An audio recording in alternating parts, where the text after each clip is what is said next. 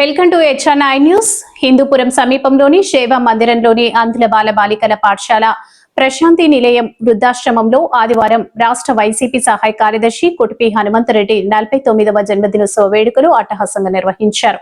ఈ సందర్భంగా వైసీపీ నాయకుల ఆధ్వర్యంలో అంధుల బాల బాలికల వృద్ధాశ్రమ వృద్ధుల మధ్య విడివిడిగా కేక్ కట్ చేసి జన్మదిన వేడుకలు జరుపుకున్నారు.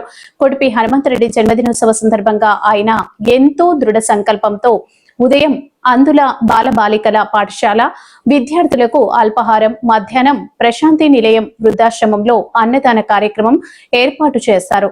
ఈ ఏడాది అంధుల బాలబాలికలు వృద్ధాశ్రమ వృద్ధుల మధ్య తన యొక్క జన్మదినోత్సవ వేడుకలు జరుపుకోవడం చాలా సంతోషంగా ఉందని కొటిపి హనుమంతరెడ్డి తెలిపారు. ఈ కార్యక్రమంలో వైసీపీ సీనియర్ నాయకుడు కొండూరు వేణుగోపాల్ రెడ్డి, నాయకులు కొల్లకుంట ఆనంద్ రెడ్డి, సిఎన్పి నాగరాజు, నవీన్, రాణా, మోతుకపల్లి అనిల్, రాజేష్ యాదవ్, నారాయణ, బాలశివారెడ్డి, సూర్యనారాయణ, కంచనపల్లి రవి తదితరులు పాల్గొన్నారు.